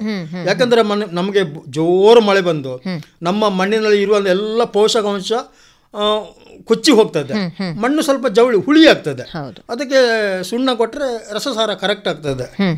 ಕೊಯಮತ್ತೂರು ಯೂನಿವರ್ಸಿಟಿಗೆ ಹೋಗಿ ಬಂದು ಅಲ್ಲಿಂದ 2 ವೆರೈಟಿ ನೆಲ್ಲಿಕಾಯಿ ತಂದು ಎಲ್ಲರೂ ಹೇಳಿದರು, ನೆಲ್ಲಿಕಾಯಿ ಇಲ್ಲಿ ಖಂಡಿತ ಆಗುವುದೇ ಇಲ್ಲ ಅಂತ ಹೇಳಿದ್ರು. ಆಗದಿದ್ದರೆ ಪರ್ವಾಗಿಲ್ಲ, ಗಿಡ ಒಂದು ನಾಟಿ ಮಾಡುದು. ಹಾಗಾದ್ರೆ ಪ್ರಕೃತಿ ಒಂದು ಗಿಡ ಆಗ್ತದೆ ಅಲ್ಲ, ಆಗದಿದ್ದರೆ ಅದಕ್ಕೆ ನಾನು ಕಾಳು ಮೆಣಸು ಗಿಡ ನಟ್ಟು ಬಿಡ್ತೇನೆ, ನನಗೆ ಲಾಸ್ ಇಲ್ಲ ಅಂತ ಹೇಳಿದೆ. ಮತ್ತೊಬ್ಬರು ಹೇಳ್ತಿದ್ರು ತುಂಬಾ ಹೀಟ್ ಆಗ್ಬೇಕಂತ. ನಾನು ಹೀಗೆ ಒಂದು ಕಡೆಯಲ್ಲಿ ಹೋಗುವಾಗ ಒಂದು ಪಾದ್ಯಕಲ್ಲು ಬಂಡೆಯ ಇಡೆಯಲ್ಲಿ ಒಂದು ನೆಲ್ಲಿಕಾಯಿ ಮರ ಕಂಡಿತು. ಅಲ್ಲಿ ನೆಲ್ಲಿಕಾಯಿ ಅದ, ಮಣ್ಣು ಇಲ್ಲ, ಏನೂ ಇಲ್ಲ. ಇದು ನನಗೆ ಯಾಕೆ ಮಾಡಬಾರ್ದಂತ ನಾನು ಆವಾಗಲೇ ನಮ್ಮ ಪಾದ್ಯಕಲ್ಲಲ್ಲಿ ಚಡಿ ಇತ್ತು, ಅಲ್ಲಿ 30-40 ಬುಟ್ಟಿ ಮಣ್ಣು ರಾಶಿ ಮಾಡಿ ಅದರ ಮೇಲೆ ನೆಲ್ಲಿಕಾಯಿ ನಟ್ಟು 2 ವರ್ಷದಲ್ಲಿ ಇಳುವರಿ ಬಂದಿದೆ. ಈಗ ನೀವು ನೋಡಿದರೆ ನಮ್ಮ ಮರದಲ್ಲಿ 2 ಮರದಲ್ಲಿ ಫುಲ್ ನೆಲ್ಲಿಕಾಯಿ ಉಂಟು. ನಿನ್ನೆ ಒಬ್ಬರಿಗೆ ತಂದು ನಾನು ತೋರಿಸ್ತೇನೆ. ಅವ್ರು ಹೇಳ್ತಾರೆ ನನಗೆ ಒಂದು 10 ಕಟ್ಟಿಸ್ಕೊಡಿ ಮಾರ, ನಾನು ಸ್ವಂತ ಗಿಡ ಮಾಡ್ತೇನೆ, ನಾನು ಗಿಡ ನಟ್ಟಿದ್ದೇನೆ, ಎಲ್ಲಿ ನೆಲ್ಲಿಕಾಯಿ ಆಗಲಿಲ್ಲ, ನನಗೆ ಕಟ್ಟಿಸ್ಕೊಡಿ. ಅದು 120ರಲ್ಲಿ ನಾನು ಮಾರಾಟ ಮಾಡ್ತೇನೆ ನೆಲ್ಲಿಕಾಯಿ. ಅದೇ ಹಾಗಿದ್ರೆ ಬಹುಶಃ ಬರೀ ಹಣ್ಣುಗಳಿಂದ ಮಾತ್ರ ಅಲ್ಲ, ಗಿಡಗಳನ್ನ ಕಸಿ ಮಾಡಿ ಮಾರಾಟ ಮಾಡೋದ್ರಿಂದಲೂ ಕೂಡ ನಾವು ಸಂಪಾದನೆ ಮಾಡಬಹುದು. ಗಿಡಗಳು ಮಾಡಿ ಕೂಡ ಕೊಡ್ತೇನೆ, ನಡ್ತೇನೆ. ಮತ್ತೆ ನೋಡಿ, ಕೆಲವರು ಇಲ್ಲಿ ಮುಸುಂಬಿ ಆಗುದಿಲ್ಲ ಅಂತ ಹೇಳ್ತಾರೆ. ನಾನು ಒಬ್ಬರ ತೋಟಕ್ಕೆ ಹೋಗುವಾಗ ಅಲ್ಲಿ ಒಂದು ಅಡಿಕೆ ತೋಟದಲ್ಲಿ ನೆರಳಲ್ಲಿ ಮುಸುಂಬಿ ಬರುತ್ತೆ, ತುಂಬಾ ಮುಸುಂಬಿ. ಇದು ನನಗೆ ಯಾಕೆ ಹಾಕಬಾರ್ದಂತ ನಾನು ಮಾಹಿತಿ ತಿಳ್ಕೊಂಡು ನನಗೆ ಒಬ್ಬರು ರಾಜಮಂಡ್ರಿಯಿಂದ ಗಿಡ ತರಿಸಿ ನಾಟಿ ಮಾಡಿದ್ರೆ ಮುಸುಂಬಿ ಆಗ್ತಾ ಉಂಟು, ಚೆನ್ನಾಗಿ ಸ್ವೀಟ್ ಉಂಟು ಮುಸುಂಬಿ. ಈಗ ನಾನು 25 ಗಿಡ ಮುಸುಂಬಿ ನಾಟಿ ಮಾಡುವ ಯೋಚನೆಯಲ್ಲಿ ಇದ್ದೇನೆ. ಬಹುಶಃ ಬೆಣ್ಣೆ ಹಣ್ಣು ಕೂಡ ನಮ್ಮ ಈ ದಕ್ಷಿಣ ಕನ್ನಡ ಜಿಲ್ಲೆಯಲ್ಲಿ ಬೆಳೆಸಬಹುದು ಅಂತ. ಬೆಣ್ಣೆ ಹಣ್ಣು ಇಲ್ಲಿ ಬಹಳ ಚೆನ್ನಾಗಿ ಬರ್ತದೆ. ಜಾಗೃತಕತೆಯಿಂದ ಬೆಳೆಸಬೇಕು. ಮಳೆಗಾಲ ಬುಡದಲ್ಲಿ ಸ್ವಲ್ಪ ನೀರು ನಿಂತರೆ ಗಿಡ ಸತ್ತು ಹೋಗ್ತದೆ. ಅದು ಕೆಲವರಿಗೆ ಎಷ್ಟೋ ಜನರಿಗೆ ಗೊತ್ತಿಲ್ಲ. ಕೆಲವರಿಗೆ ಕಂಪ್ಲೇಂಟ್ ಮಾಡ್ತಾರೆ, ಎಂತದ್ದು ಮಾರ ನೀವು ಕೊಟ್ಟ ಗಿಡ ಸತ್ತೋಯ್ತಂತ. ಅದಕ್ಕೆ ಒಂದೇ ಕಾರಣ, ಬುಡದಲ್ಲಿ ಒಂದು ಡ್ರಾಪ್ ನೀರು ನಿಲ್ಬಾರದು, ಸ್ವಲ್ಪ ಎತ್ತರ ನಾಟಿ ಮಾಡಬೇಕು. ಯಾಕಂದ್ರೆ ನಾನು ಮೊನ್ನೆ ಬೆಣ್ಣೆ ಮೇಳ ಆಗಿತ್ತು ಚಟ್ಟಳ್ಳಿ ಫಾರ್ಮ್ ಅಲ್ಲಿ, ಕೊಡಗು ಜಿಲ್ಲೆಯಲ್ಲಿ. ಅಲ್ಲಿ ಹೋಗಿದ್ದೆ. ಅಲ್ಲಿ ಅವರು ಬೆಣ್ಣೆ ಹಣ್ಣಿನ ತೋಟಕ್ಕೆ, ಅಡಿಕೆ ಮರದ ತೋಟಕ್ಕೆ ಹೇಗೆ ಟ್ರಂಚ್ ಮಾಡ್ತಾರೆ ಅದೇ ರೀತಿ ಟ್ರಂಚ್ ಕೊಟ್ಟಿದ್ದಾರೆ. ನಾನು ಕೂಡಲೇ ಅಲ್ಲಿಯ ವಿಜ್ಞಾನಿ ಹತ್ರ ಕೇಳಿದ್ದೆ, ವಿಜ್ಞಾನಿ ಒಳ್ಳೆ ಪರಿಚಿತವರು. ಸರ್ ಇದಕ್ಕೆ ಟ್ರಂಚ್ ಅವಶ್ಯಕತೆನೇ ಇದೆ ಅಂತ ಹೇಳಿದ್ರು ಅವರು. ಒಂದಿಷ್ಟು ಬುಡದಲ್ಲಿ ನೀರು ನಿಂತರೆ ಬೇರು ಕೊಳೆತಕ್ಕೆ ಕೂಡಲೇ ಸಾಯ್ತು ಹೋಗ್ತದೆ. ಆದರೆ ಬೆಣ್ಣೆ ಹಣ್ಣು ಒಳ್ಳೆ ಬೆಲೆ ಇರುವಂತದ್ದು ಹಣ್ಣು, ಯಾರಿಗೂ ಕೂಡ ತಿನ್ಬಹುದು. ಅದರಲ್ಲಿ ಶುಗರ್ ಇದ್ದವರಿಗೆ ಕೂಡ ತಿನ್ಬಹುದು, ಕ್ಯಾಲೋರಿ ಜಾಸ್ತಿ. ಹೌದು, ಮತ್ತೆ ಫ್ಯಾಟ್ ಇಲ್ಲ. ಜ್ಯೂಸ್ ಮಾಡಬಹುದು, ಸಲಾದ್ ಮಾಡಬಹುದು. ಮನೆಯಲ್ಲಿ ನಮ್ಮದೇ ಶೈಲಿಯಲ್ಲಿ ನಾವು ಅದರಲ್ಲಿ ಐಸ್ ಕ್ರೀಮ್ ಮಾಡ್ತೇವೆ. ಮಕ್ಕಳು ಬಹಳ ಇಷ್ಟಪಡ್ತಾರೆ, ಇದರದ್ದು ಐಸ್ ಕ್ರೀಮ್ ಮಾಡಿ ಅಂತ. ಅದಕ್ಕೆ ನಾನು ಈಗ 9 ಗಿಡ ನಟ್ಟಿದ್ದೇನೆ. ಈಗ ಮೊನ್ನೆ ನಾನು ಕೊಡಗಿನಲ್ಲಿ ಬೆಣ್ಣೆ ಹಣ್ಣು ಮೇಳ ಆಯಿತು, ಅಲ್ಲಿಂದ 2 ವೆರೈಟಿ ತಂದಿದ್ದೇನೆ. ಅರ್ಕ ರವಿ ಅಂತ, ಅರ್ಕ ಸುಪ್ರೀಂ ಅಂತ. ಅಲ್ಲಿಯ ಗಿಡದಲ್ಲಿ ಒಂದು ಇಳುವರಿ ನೋಡಿದರೆ ಉಂಟಲ್ಲ, ಯಾರಿಗೂ ಕೂಡ ಹುಚ್ಚಿ ಹಿಡಿತದೆ. ನಾವು ಕೂಡ ನಮ್ಮ ತೋಟದಲ್ಲಿ 2 ಗಿಡ ನಡುವ ಅಂತ. ಈಗ ನಮ್ಮ ಕಡೆ ಯಾವ ರೀತಿಯ ಯಾವ ಜಾತಿಯ ತಳಿಗಳು ಬರ್ತದೆ ಬೆಣ್ಣೆಹಣ್ಣು? ಅಲ್ಲ, ಬೆಣ್ಣೆಹಣ್ಣು ಸಾಧಾರಣ ನಮ್ಮ ಊರಿನಲ್ಲಿ ಎಲ್ಲಿ ಎಲ್ಲ ಹಣ್ಣಾಗಿದೆ ಅಲ್ಲಿ ತಂದು ನಾವು ಗಿಡ ಕಸಿ ಮಾಡಬೇಕು. ಇಲ್ಲಾಂದ್ರೆ ಲೋಕಲ್ ನರ್ಸರಿ ಅವರು ಕೆಲವರು ತಂದು ಮಾರಾಟ ಮಾಡ್ತಾರೆ. ತಂದು ಮಾರಾಟ ಮಾಡುದು ತಗೊಳ್ಬಾರದು. ಅವರು ಎಲ್ಲಿಂದ ತಂದದ್ದು, ಎಲ್ಲಿ ಕಸಿ ಮಾಡಿದ್ದು ಆ ಮಾಹಿತಿ ತಕೊಂಡು ನಾವು ಗಿಡವನ್ನು ಮಾಡಬೇಕು. ಅದು ಇಲ್ಲಿಗೆ ಸುಖಾಗ್ತದೆ. ಉದಾಹರಣೆಗೆ ಹಾಸ್ ಅಂತ ಒಂದು ವೆರೈಟಿ ಉಂಟು. ಯಾವುದು? ಹಾಸ್ ಅಂತ ಬೆಣ್ಣೆಹಣ್ಣಿನಲ್ಲಿ ಒಳ್ಳೆ ಹಣ್ಣು. ಅದಕ್ಕೆ ಸಾಧಾರಣ ಗಿಡಕ್ಕೆ 1,000ವರೆಗೆ ರೇಟ್ ಉಂಟು. ಎಣ್ಣೆ ಅಂಶ ಅದರಲ್ಲಿ ಜಾಸ್ತಿ. ಒಳ್ಳೆ ಚಳಿ ಬೇಕು. ಚಳಿ ಇಲ್ಲದ್ರೆ ಆಗುದಿಲ್ಲ. ಅದು ನಾವು ನೆಟ್ರೆ ಗಿಡ ಚೆನ್ನಾಗಿ ಬರ್ತದೆ, ಹಣ್ಣು ಕೊಡುವುದಿಲ್ಲ. ಹೌದು. ನಾನೀಗ ಲೋಕಲ್ ವೆರೈಟಿಯೇ. ಯಾರ ಮನೆಯಲ್ಲಿ ಹಣ್ಣು ಆಗ್ತದೆ, ಯಾರು ಕಸಿ ಕಟ್ತಾರೆ. ನನಗೆ ಹೆಚ್ಚಿನ ಗಿಡ ಕೊಟ್ಟಿದ್ರು ನಮ್ಮ ಒಬ್ಬರು ಆತ್ಮೀಯ ಕಸಿ ಕಟ್ಟುವವರು, ಅವರ ಕೈಯಿಂದಲೇ ತಂದು ನಾಟಿ ಮಾಡಿದ್ದೇನೆ. ಈಗ ಫಸಲು ಆಗ್ತಾ ಉಂಟು. ಮತ್ತೊಂದು ತಂದು ನೆಟ್ಟಿದ್ದೇನೆ. ಅದು ಫಿಲಿಪೈನ್ಸ್ ವೆರೈಟಿ, ಬಾಳೆಕಾಯಿ ತರ ಉದ್ದ ಆಗ್ತದೆ, ಪರ್ಪಲ್ ಕಲರ್. ಮತ್ತೆ ಮೊನ್ನೆ ನನಗೆ ಒಂದು ಥೈಲ್ಯಾಂಡ್ ವೆರೈಟಿ ಸಿಕ್ಕಿತ್ತು. ಸುಳ್ಳ್ಯದಲ್ಲಿ ಒಂದು ಮರದಲ್ಲಿ ಸಿಕ್ಕಾಪಟ್ಟೆ ಆಗ್ತದೆ ಥೈಲ್ಯಾಂಡ್ ವೆರೈಟಿ. ಸೀಡೆ ಇಲ್ಲ ಅದಕ್ಕೆ, ಸಪೂರಾಗಿ ಉದ್ದ ಉಂಟು. ಅದರೊಂದು ನೀವು ಚಂದ ನೋಡ್ಬೇಕು. ಮರದ್ದು ಗೊಂಚಲು ಹುಚ್ಚಿ ಹಿಡಿದು ನನಗೆ. ನಾನು ಹೇಳಿದೆ, ಸರ್ ಅದು ಗಿಡ ಅಲ್ಲ, ಅದು ಬೇರೆಯವರಿಗೆ ಕೊಡ್ಲಿಕ್ಕೆ ಏನು ಆಗ್ಲಿ, ಬೇರೆಯವರಿಗೆ ಇನ್ನೊಮ್ಮೆ ಕೊಡಿ. ನಾನು ಇಷ್ಟು ದೂರ ಬಂದಿದ್ದೆ, ನನ್ನ 2 ಗಿಡಕ್ಕೆ ಕೈ ಹಾಕಿದ್ದೆ, ಚೀಲದಲ್ಲಿ ಹಾಕಿದ್ದೆ. ಸುಮ್ಮನಾದ್ರು ಕೊಟ್ಟರು. ಅಷ್ಟು ಚಂದ ಮಾಡಿ ನಟ್ಟಿದ್ದೇನೆ ನಾನು.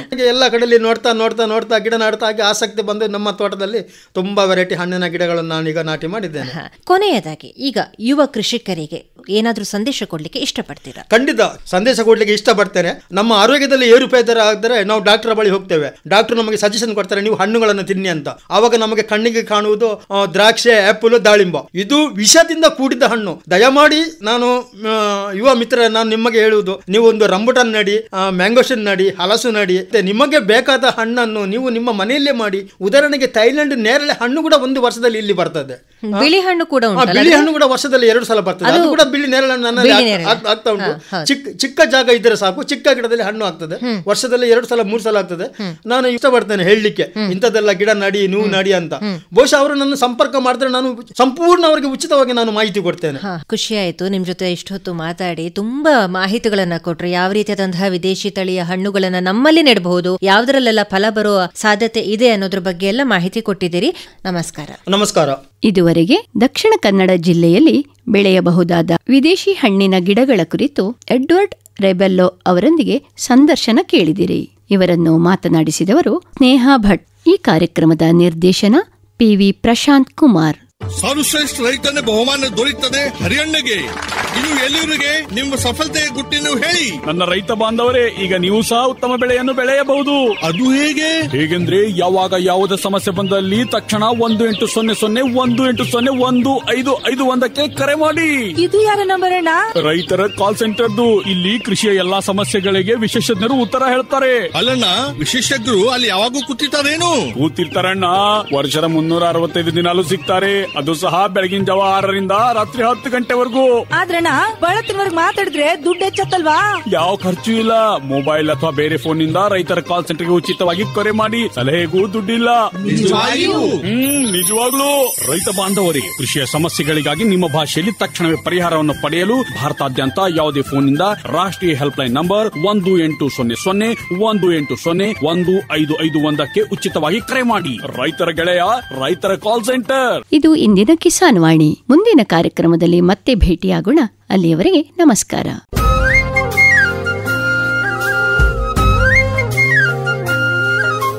ಕಿಸಾನ್ ವಾಣಿ, ಕಿಸಾನ್ ವಾಣಿ, ಜೈ ಕಿಸಾನ್, ಜೈ ಕಿಸಾನ್, ಜೈ ಕಿಸಾನ್, ಕಿಸಾನ್ ವಾಣಿ.